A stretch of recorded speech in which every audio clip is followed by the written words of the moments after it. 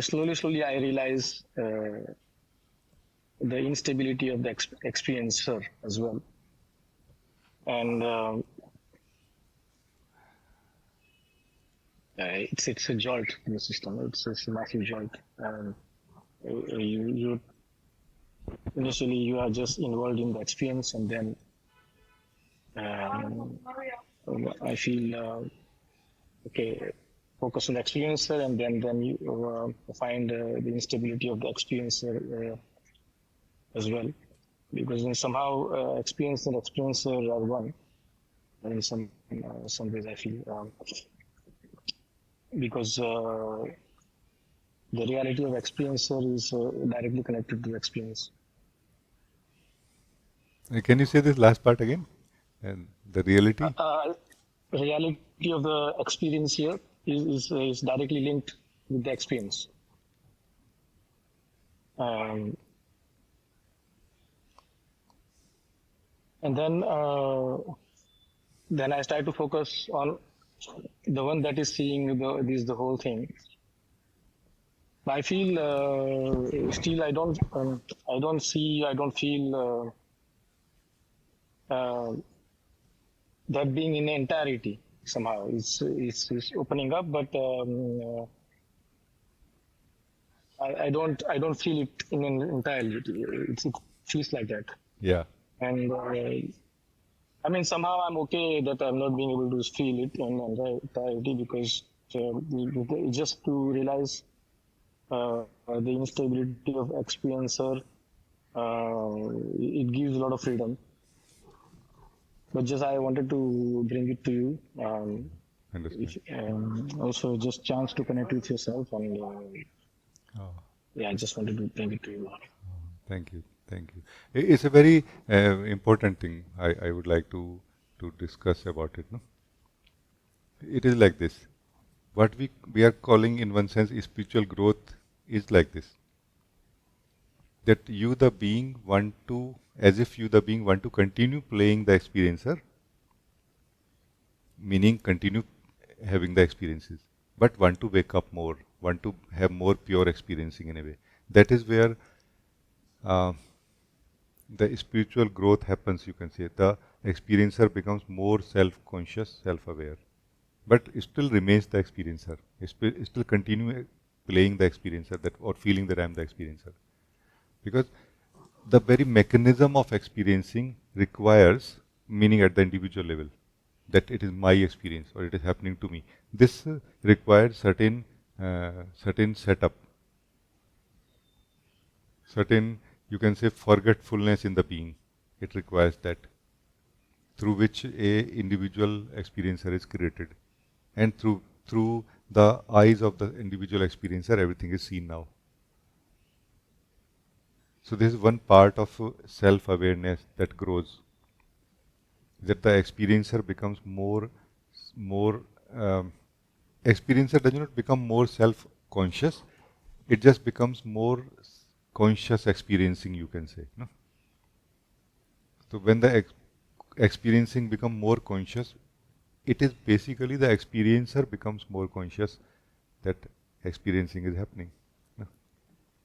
And that does not really break the whole mechanism which produces experiencing and the experiencer, but it just makes it more lighter. Like experiences are lighter now, the experiencer is also lighter now, lighter experiencer. So this is one part of how self-awareness grows. Another part is independent of the experiences. Independent of the experiences, self-awareness grows. So let's say if you don't really think or focus on experiences or being experiencer, like just nothing, you just don't focus on anything, you just focus on yourself, who I am. Not in relation to experiences, just who I am. Then you will come to the purity of your being, independent of being an experiencer of it or independent of there being experiences to be experienced. Like out of the whole thing, out of the whole individuality basically. As long as individuality is there, there is an individual and there are individual experiences. So to taste the purity of who we are, we need to do this independent self-inquiry, independent of experiences. No? Like, yeah, experiences are there, and I'm the experiencer, and I become more conscious now. Experiencing is more conscious now. That is all one thing. Another new thing now, like independently who I am, not in relation to my life. So another degree of awakening possible here. And what will happen in this? It is realized that I'm not really a experiencer, or I'm not a individual self. I'm more, my nature is more awareness, witnessing of the whole thing, not of the experiences, but of the experiencer also, as you are very correctly realizing now. No? Because this is really one thing. Experiencer and experiences are one thing only.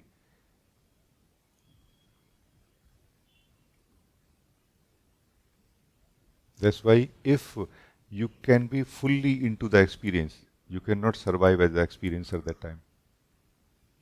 For example, if you can be totally into any experience, you cannot survive as the experiencer.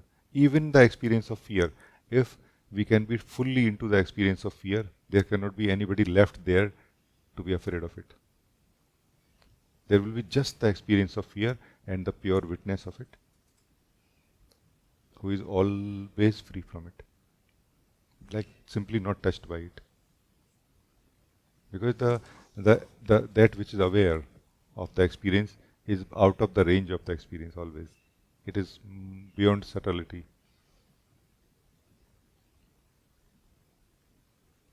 This is why totality is one of the method to wake up. Totality of anything. Totality of doing, then the doer does not survive. Totality of thinking, then the thinker does not survive. Totality of experiencing, and the experiencer does not survive. Experiencing remains, and the pure being witnesses itself, and realizes itself and witnesses the experiencing happening.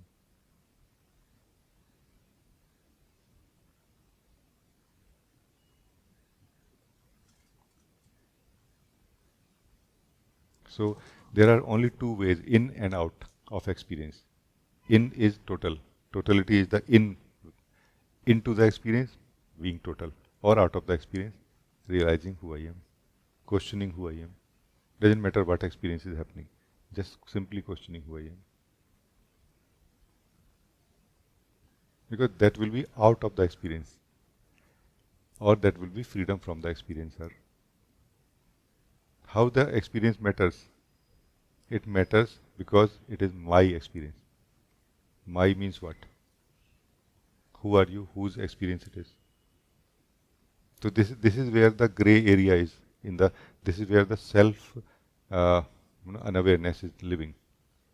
That we don't know who we are, but we know that I am the experiencer of it. That it is my experience, and it is where improvement can happen. Either you will realize that I am the pure being who is experiencing, and you are fine with that. You can be affected by the experiences, but your nature, your truth does not change. You can be much more sensitive towards experiences now than before. Oh my God, what is this?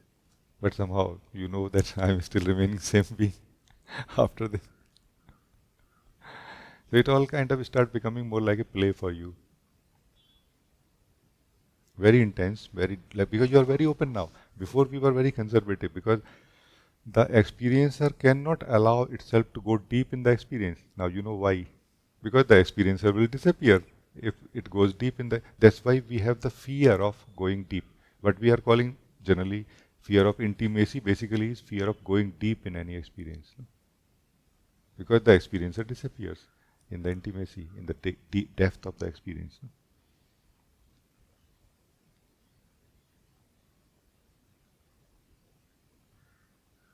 So it's a very important topic, Dharma, what you are saying. I wanted to kind of discuss this a little bit. Very nice talking to you. Thank you.